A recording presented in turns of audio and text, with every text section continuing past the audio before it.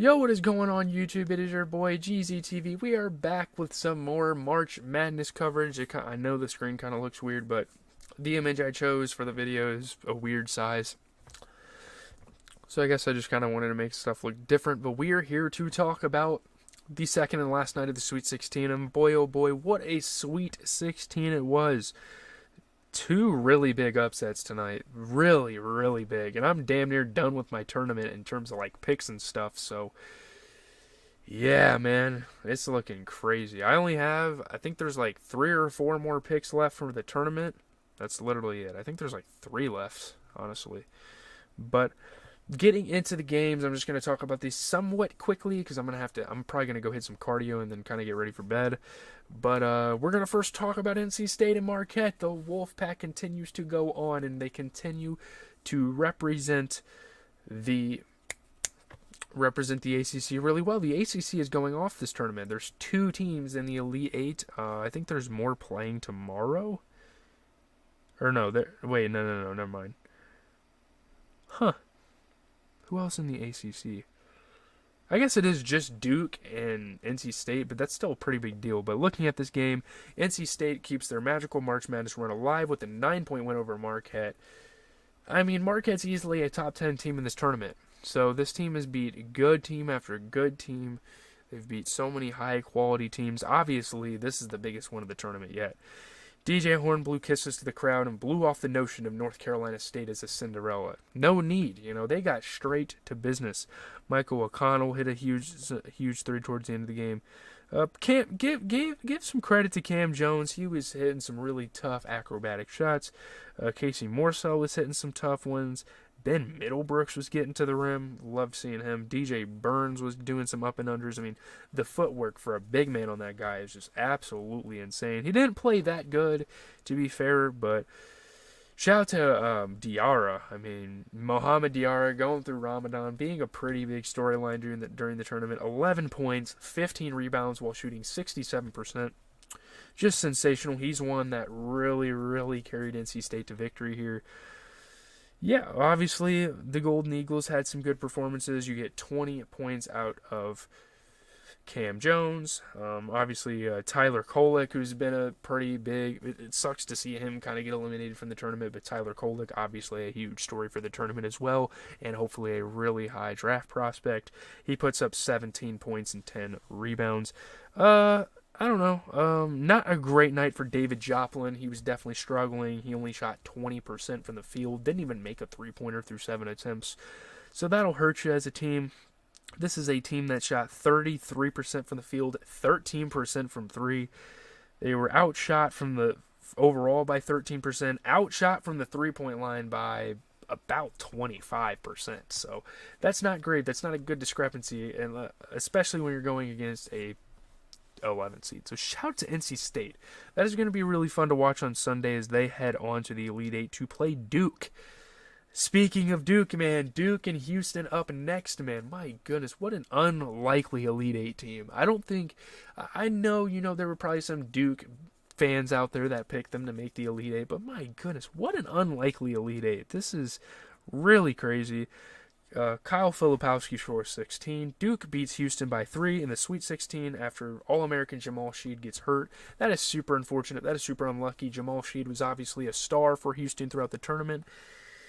Wish nothing but the best from him as he heads to the draft. I'm sure he's going to. He was sensational this season. But Kyle Filipowski and Duke got pushed around again in the NCAA tournament. These have not been easy wins for Duke. You look at them throughout the tournament. You know what? I mean, they lost to NC State. And they're going to play NC State. Wow. An ACC final rematch. That is going to be absolutely insane. We do not want to... That's going to be the game of the Elite 8. That's going to be crazy. This time the Blue Devils responded to set up a Tobacco Road showdown in Big D for a spot in the Final Four. They hold on. This was a very scrappy game. Only 105 combined points. Jeremy Roach hit some huge shots. He's been in that program, I think, for like 5 or 6 years. He's been always a guy that's come up. Filipowski hit some tough shots, hitting threes, just being such a good 3-level scorer for Duke tonight. LJ Cryer hit some wild shots for Houston. I mean, it's not that Duke even played that good. I mean, I don't think either of these teams really played that good. This was a super scrappy game. It's just when it mattered, down the stretch, Duke was able to get it done. Shooting about the same from the field as Houston, but outshooting them from the three-point line by 10%. You know, they out-rebounded them by 4, had 4 more assists. And yeah, they just outplayed them. Again, you know, the Jamal Sheed injury is super unfortunate. I think that's the number one reason for sure why Houston lost, because I mean, you look at some of his games throughout the tournament, he has been on a run, putting up double digits at least in every game of the tournament.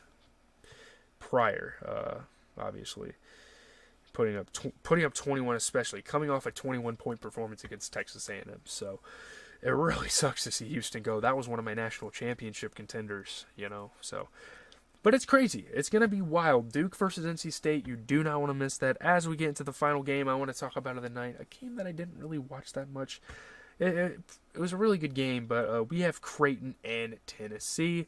Dalton Neach scores 24. Tennessee beats Creighton by 7 to pull within a win of their first ever Final Four, I believe. So Dalton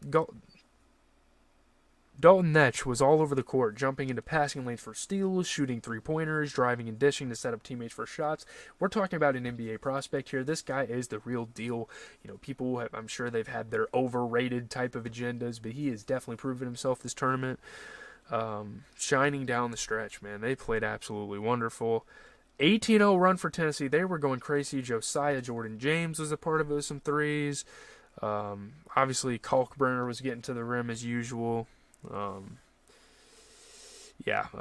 Creighton coach just knew that 3 was going in. That was crazy. But yeah, Kalkbrenner and Neach kind of going at it. Definitely wasn't a disappointing one, which is why I'm talking about it. It wasn't disappointing. If it's a close game, we're going to talk about it on the channel. But looking at things, shout out to Baylor Shireman. He put up 25 points. That's a really good showing here in the tournament. Not a great game from Mason Miller. He doesn't really do much anyway, but he still could have played a lot better.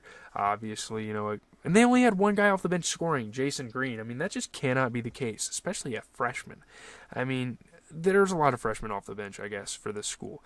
Like Frederick King has a year under his belt. Josiah Dotzler is a freshman. Good Lord, they have a bench full. Jonathan Lawson, Francisco especially Farabello. Like, he can't score off the bench. I don't know what to say.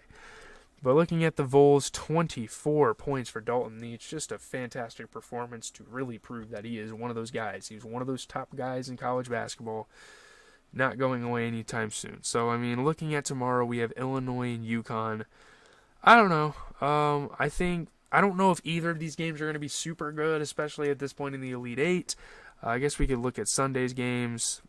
I mean, I don't know, dude.